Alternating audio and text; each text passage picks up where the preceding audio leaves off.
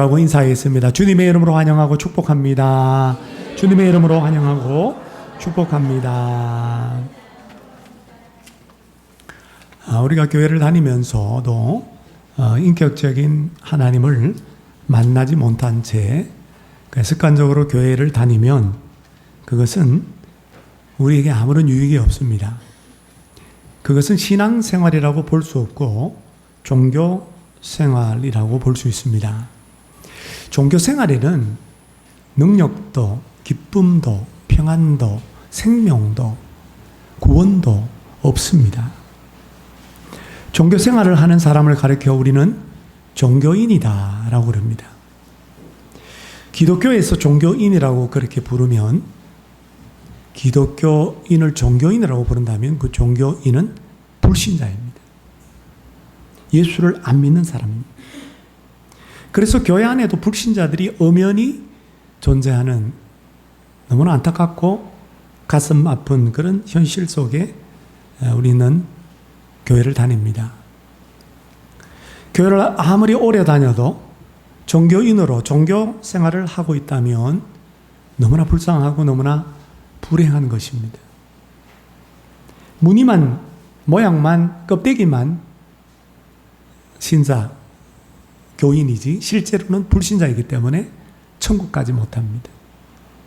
그리고 지옥 갈 수밖에 없어요. 그게 불쌍하죠. 교회 다녀도 지옥 가면 얼마나 불행합니까? 그렇다면 종교인은 왜 교회 다닙니까? 어떤 종교인은 자기 만족을 위해서 다닙니다. 뭔가 어떤 만족감이 있다라는 거죠. 어떤 종교인은 교회 다니면 안 다니는 것보다는 그래도 유익이 아니겠나 이렇게 생각해서 자식들에게도 교회 가라고 그러고 본인도 교회를 다닙니다. 또 어떤 종교인은 흔히 말하는 세상적인 복, 육신의 복, 물질적인 복, 건강의 복, 사업 형통의 복, 자녀 잘 되는 복, 그 복을 받기 위해서 다닙니다. 또 어떤 종교인은 자기의 힘을 다른 사람에게 과시하기 위해서 교회를 다닙니다. 요즘은 별로 그렇지 않지만 옛날에는 교회가 한참 부흥할 때 이름 있는 목사님이 목회하는 교회, 이름만 대면 알 수 있는 큰 대형 교회 다니는 것이 자랑거리였어. 나는 뭐뭐 교회에 다닌다. 뭐 그런 교회 내가 다니니까 나의 가치도 그만큼 올라가는 것 같고 폼을 잡을 수 있는 거죠. 그렇게 생각해서 그 교회 다니는 거예요. 어떤 종교인은 친구를 만나기 위해서, 사람을 사귀기 위해서, 어떤 종교인은 내가 사업을 하는데 큰 교회 가서 이 사업을 한번 번창하게 해보려고, 어떤 종교인은 내가 정치에 이제 국회의원으로 출마를 하려고 하는데 이름 있는 교회, 큰 교회 가서 표를 얻으려고 교회 다닙니다. 저와 여러분은 교회 왜 다닙니까? 가정의 평화를 위해서입니까? 다 믿는데 나만 안 믿으면 시끄러우니까, 아내의 잔소리가 싫어서, 아내와 좋은 관계를 유지하기 위해서 교회 나오십니까? 오래전부터 우리 부모님 때부터 교회 다녔으니까, 어릴 때부터 내 교회 다녔으니까 교회 나오고 있습니까? 만약 우리가 교회를 다니는 이유가 이와 같은 이유에 그친다고 한다면 우리는 종교인입니다. 저는 신강교회 교인들이 모두 다 제가 목회하는 동안에 종교인이 아니라 예수님을 인격적으로 만나서 예수님과 교제하고 살아가는 신앙인이 되고 능력과 기쁨과 평안과 생명과 구원이 있는 신앙생활을 할 수 있기를 주님의 이름으로 축복합니다.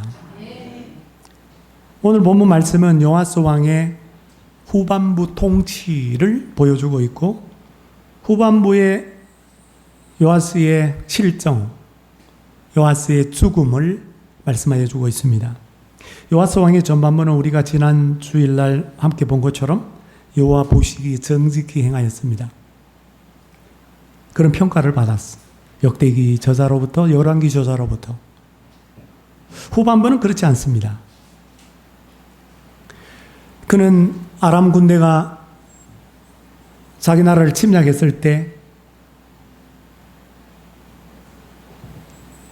조상들로부터 물려받은 성물들, 또 자기가 준비한 성물, 그리고 성전에 있는 곳간에 있는 금, 왕궁의 금, 이런 것들 모두 다 뇌물로 아람 왕에게 내어주면서 돌아가라고 그렇게 말합니다. 그래서 오늘 성경에 보니까 떠났습니다.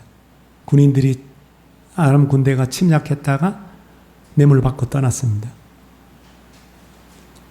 근데 오늘 보니까 마지막에 죽는데 끔찍하게 죽습니다. 자기 신하들 두 사람의 이름이 나오는데 이 신하들에 의해서 침상에서 살해를 당하고 죽어버려요. 다윗성 예루살렘 성의 장사는 지냈지만 그러나 백성들이 존경하지 않는 왕이라 열왕들의 묘실에는 장사 지내지 못했다라는 이야기가 오늘 본문의 내용입니다. 자, 오늘 짧은 이 본문 속에서 우리에게 요아스 왕의 후반부에 나타난 그의 신앙의 문제점이 무엇인가를 오늘 우리에게 말씀하고 있습니다.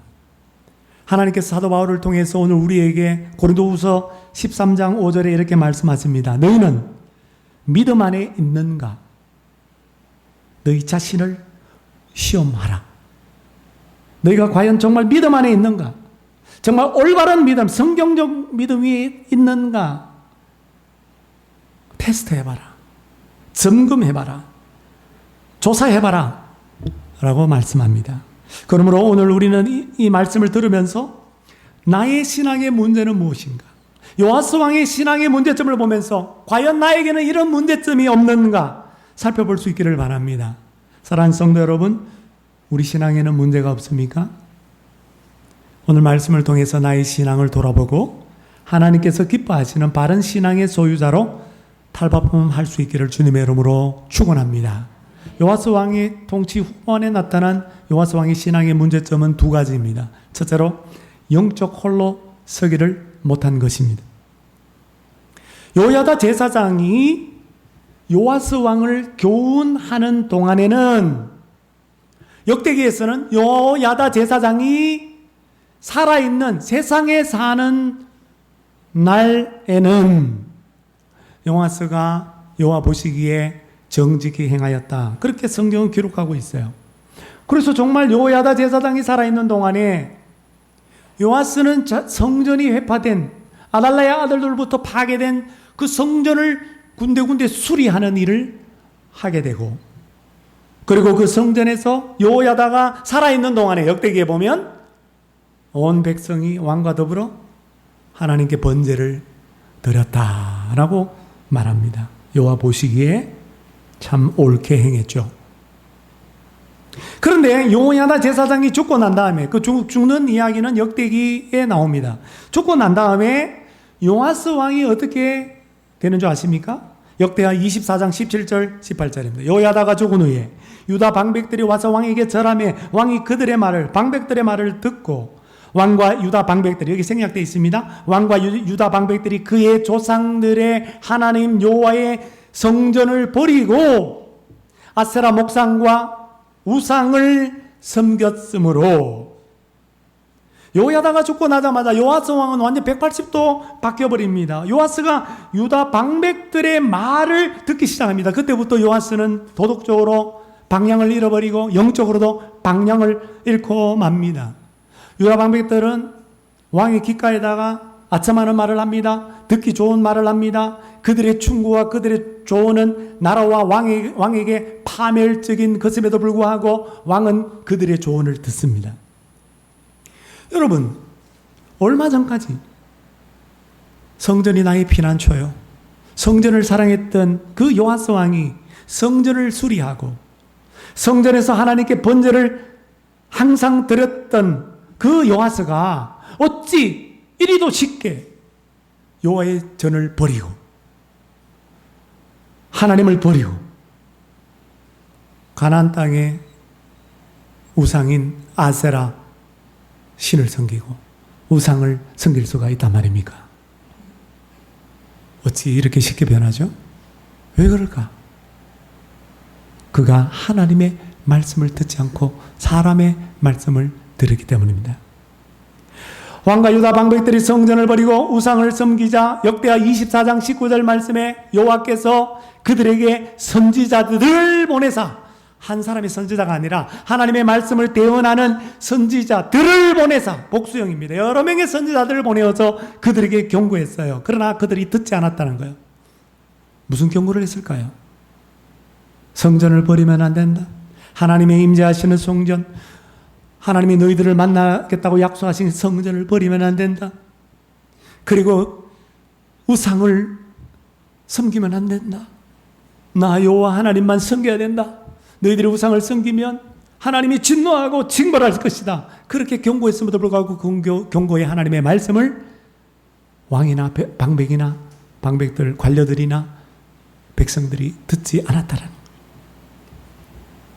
그리고 오늘 열왕기 본문 17절 18절에 보면 그 다음에 어떤 일이 벌어지냐면, 그때에 아람왕 하사엘이 올라와서 가드를 쳐서 점령하고 예루살렘을 향하여 올라오고자 하므로 유다의 요아스가 그의 조상들 유다왕 요사밧과 요람과 아시아가 구별하여 드린 모든 성물과 자기가 구별하여 드린 성물과 여호와의 성전 곡관과 왕궁에 있는 금을 다 가져다가 아람왕 하사엘에게로 보냈더니 하사엘이 예루살렘에서 떠나갔더라. 여러분, 하사엘 아람왕이 된 것은 엘리사의 예언으로 말미암아 그렇게 하사엘이 왕을 물로 이불을 적셔서 이불을 물로 적셔가지고 덮어서 죽였. 그리고 자기 왕이 됐잖아요. 그게 하나님 뜻이었어요. 근데 하사엘은 아수르를 침략하고 세력을 점점 남쪽으로 지중해 주변에 있는 이스라엘 땅 가드를 치고 그 다음에 예루살렘으로 진격해 오고 있었던 겁니다. 여러분, 요아스가 아달라의 아들들, 즉 요아스 왕의 숙부들이 성전을 파괴하고 어릴 때부터 성전의 그 모든 성물들을 도둑질해서 바알들에게 바치는 것을 보고 분노했던 왕이었습니다. 그런데 지금 요아스는 아람 군대가 쳐들어오니까 성전 곳간에 있는 그 금을 아달라의 아들들처럼 자기 마음대로 끄집어내어서 아람 왕에게 줘버렸습니다. 왕궁의 금까지.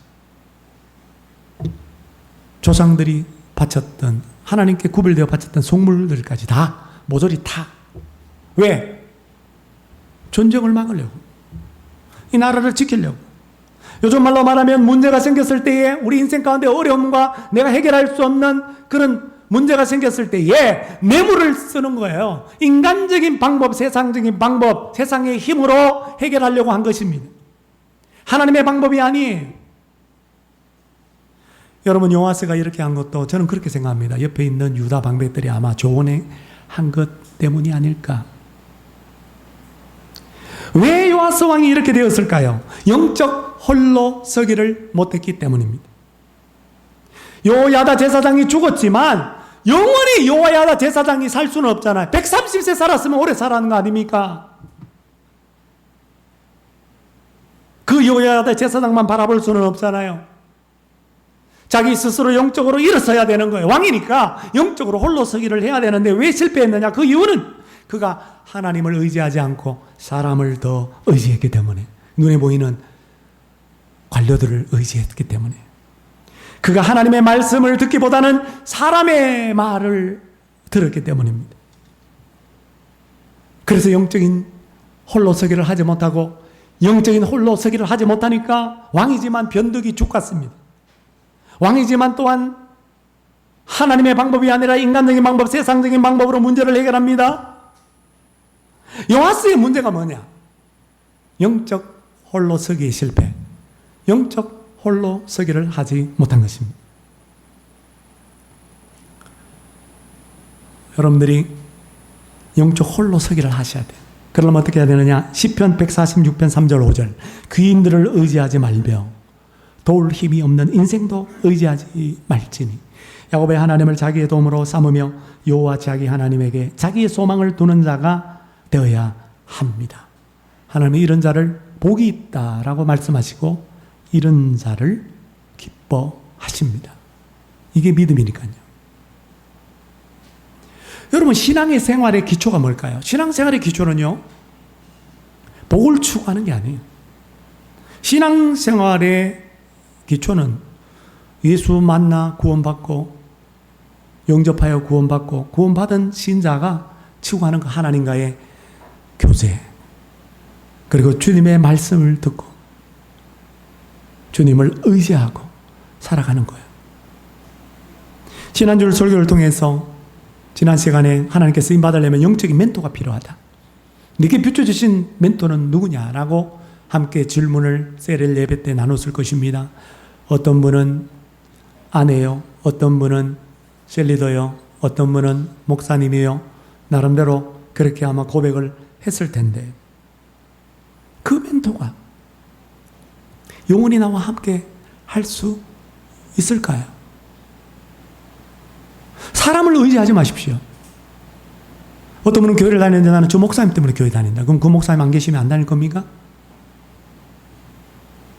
다른 셀로 보내면 나는 교회 안 다닐 거야. 협박합니다.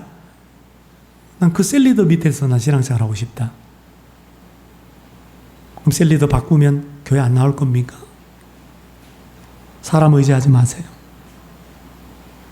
영원히 함께 할 수 없고 영원히 나의 멘토가 될 수 없고, 나도 또한 신앙생활하는 가운데 누군가의 영적인 멘토가 되도록 믿음이 자라야 되고 영적으로 독립해야 되고 영적으로 홀로 서야 하는 것입니다. 내가 누군가의 멘토가 되려면, 또 나의 멘토가 영원하지 않다면 나는 하나님만을 의지하고 하나님의 말씀을 듣는 자가 되어야 될 줄로 믿습니다. 즉 영적 홀로 서기를 해야 된다라는 말입니다.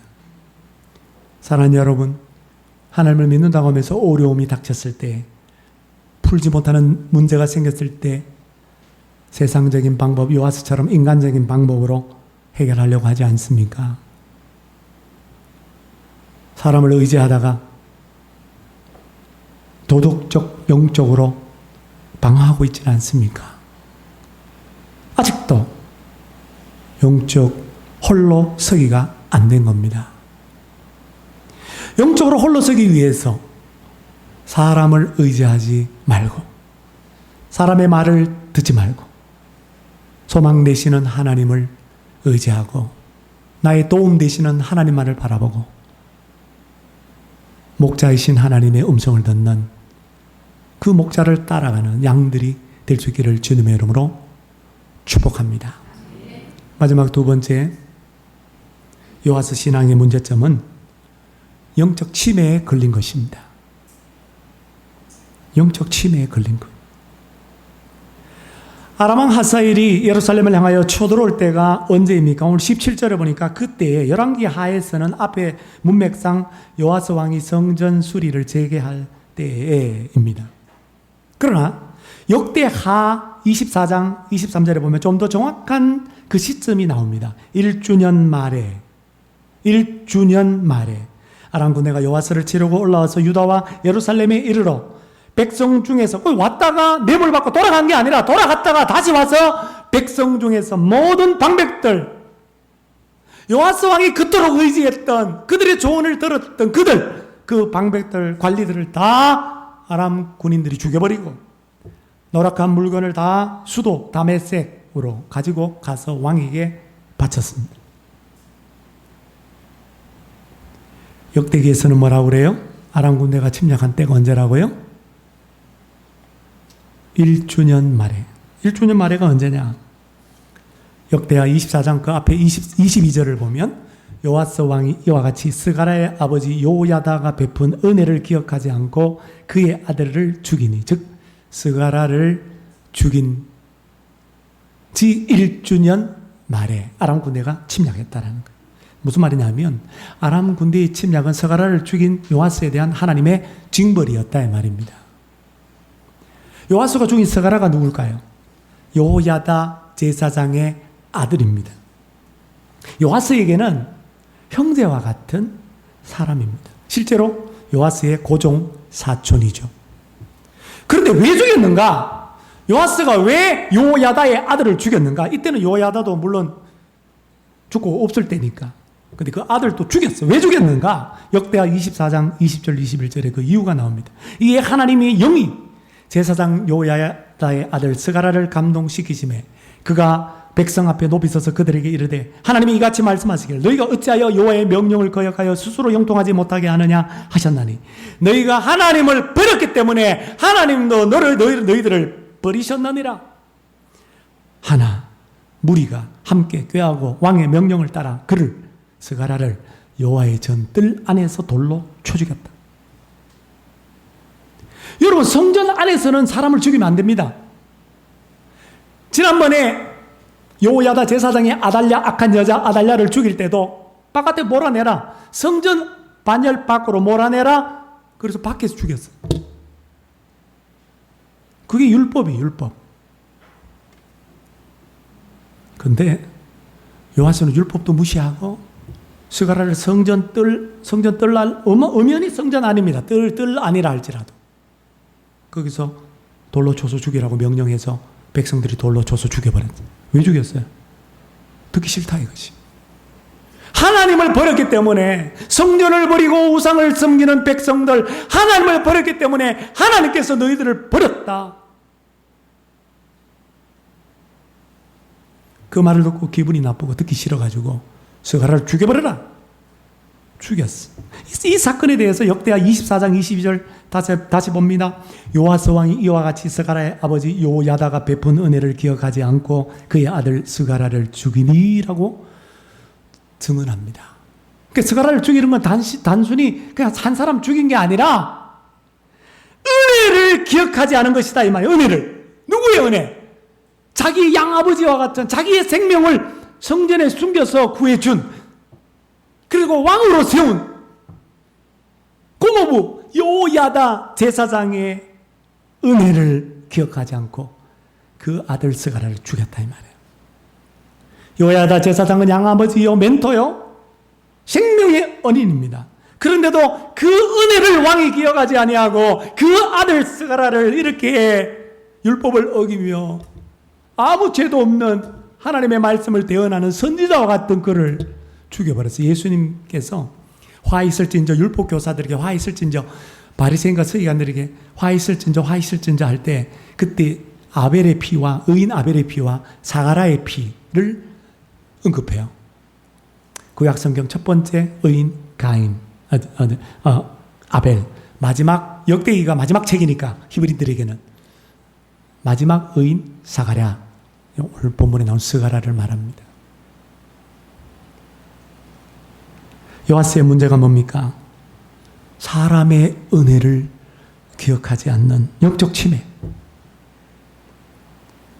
그리고 역대하 24장 24절에 보면 아람 군대가 적은 무리로 왔으나 여호와께서 심히 큰 군대를 그들의 손에 넘기셨으니 이는 유다 사람들이 그들의 조상들의 하나님을 버렸습니다. 이와 같이 아람 사람들이 요아스를 징벌하였더라라고 말씀합니다. 무슨 말입니까? 아람 군대의 침략은 두 가지에 대한 형벌이라는 거예요. 하나님을 버린 백성들과 영적 침해에 걸려서 성전을 버리고 우상을 섬긴 요아스 왕에 대한 하나님의 징벌이었다라고 분명히 말씀하고 있습니다.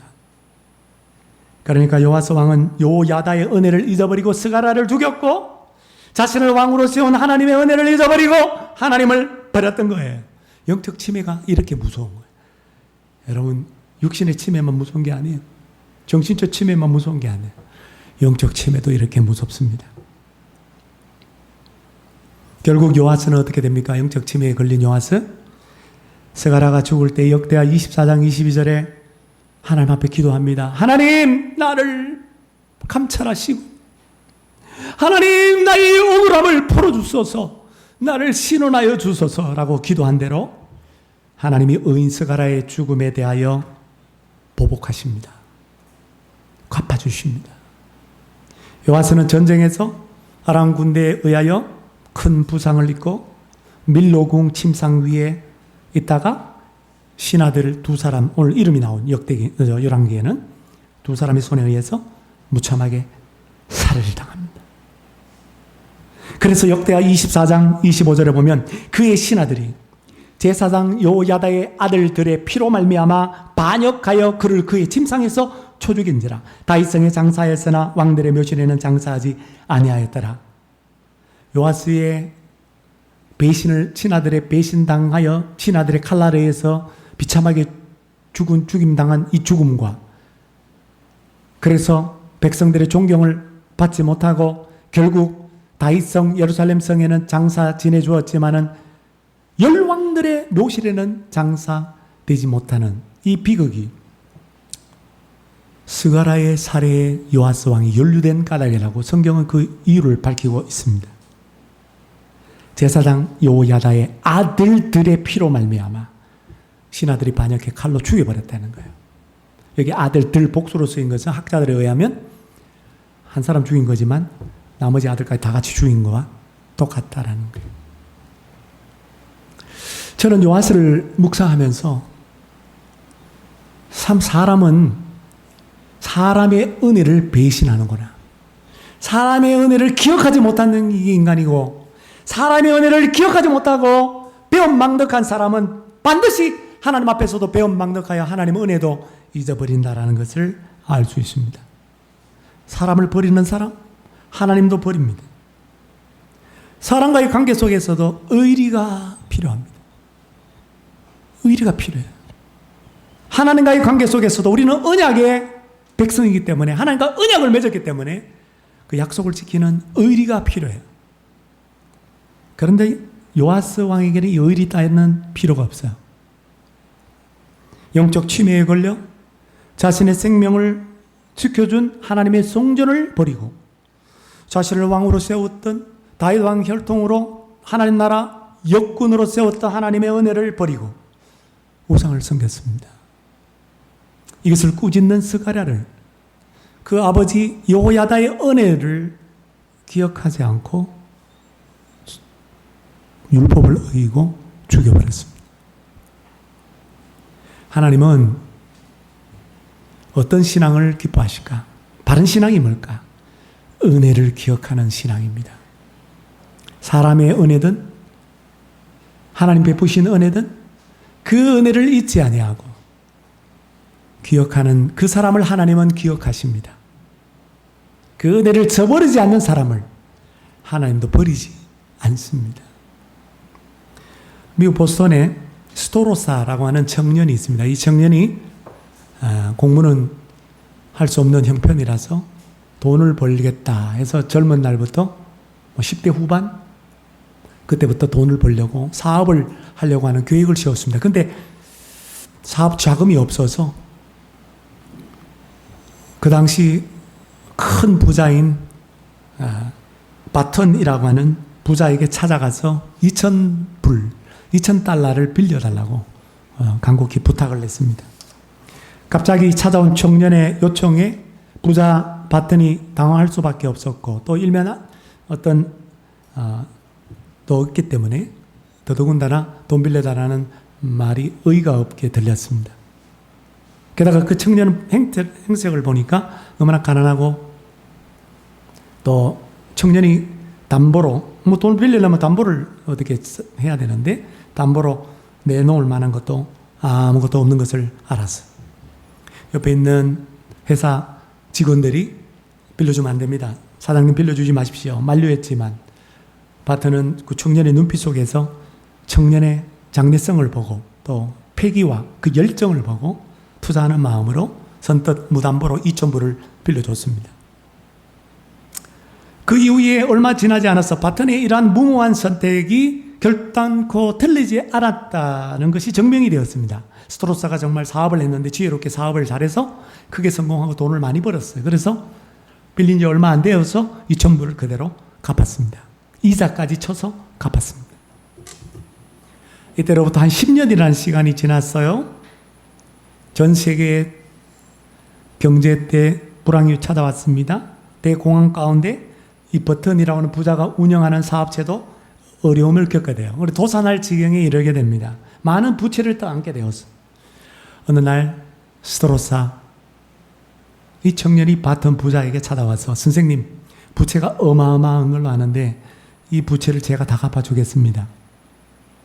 아니, 지난번에 빌려간 그 옛날 빌려간 2,000불 이미 다 갚지 않았는가? 이 말에 이스트로스가 바턴에게 아주 유명한 말을 합니다. 한번 보시죠. 선생님께서 주신 돈은 다 갚았지만 선생님께서 저에게 베푸신 그 은혜는 여전히 그대로 남아 있습니다. 나의 꿈에 발도둠이 되어주신 그 은혜, 그 당신의 은혜는 돈으로 갚아진다고 생각하지 않습니다. 그리고 돈을 빌려줬어. 부채를 갚아줬어. 결국 덕분에 바턴이 다시 사업을 재개할 수 있었고 이 두 사람 모두 바턴과 스토로사 모두 사업에 크게 성공했다는 이야기가 실화로 전해져 오고 있습니다. 바른 신앙이 뭐냐? 바른 신앙은 사람의 은혜, 하나님의 은혜 잊지 않고 기억하는 것입니다. 오늘 맥주 감사 주일로 우리가 지키는데 감사 헌금은 하지 않습니다. 왜냐하면 창립 주일 때 우리가 장학 헌금으로 감사의 예물을 드렸으니까 지키지는 않지만 맥주 감사 주일의 절기의 정신은 우리는 본받아야 합니다. 상반기 동안 지난 6월까지 하나님께서 올해 우리 가정에게 나에게 베풀어 주신 은혜가 무엇입니까? 그거 기억하는 절기. 사람에게 받은 은혜는 무엇입니까? 그거 기억하는 절기 맥주절이에요. 나의 신앙에는 문제가 없습니까? 사람에게 받은 은혜 기억하고 있습니까? 잊지 않고 있습니까? 내가 듣기 싫다고 하나님의 말씀을 거역하고 내게 베푼 하나님의 은혜조차도 잊어버리고 살지는 않습니까? 요아스처럼 영적 치매에 걸리지 않기를 부탁합니다. 배운 망덕하지 말고 스토라스처럼 사람의 은혜를 기억하시기를 바랍니다. 그 무엇으로 갚을 수 있겠어요? 우리 부모님의 은혜를 그 무엇으로 갚을 수 있겠어요? 우리가 아무리 용돈을 많이 주고 우리 옆에서 아무리 병간호를 한다고 해도 어떻게 그 부모님의 은혜를 다 갚을 수 있겠습니까? 여전히 그 부모님의 은혜가 남아있어요. 십자가의 은혜, 나를 구원하기 위하여 독생자 예수 그리스도 아낌없이 십자가에 피 흘리기까지 들이셨던 그 하나님의 은혜, 우리가 그 무엇으로 다 갚을 수 있겠습니까? 내가 교회에서 봉사를 한든 내가 헌금을 아무리 그렇게 많이 한들 그것으로 다 갚을 수 있습니까? 다 갚을 수 없어요. 여전히 그 주님의 은혜는 우리 가운데 남아 있습니다. 그러므로 주님의 은혜의 빚진 자로서 그 빚을 늘 기억하고 내 모든 것 주님께 다 드려 갚을 길 없는 그 은혜 갚아나가는 저와 여러분들이 되시기를 주님의 이름으로 축원합니다. 나의 피난처 예수 의지해요.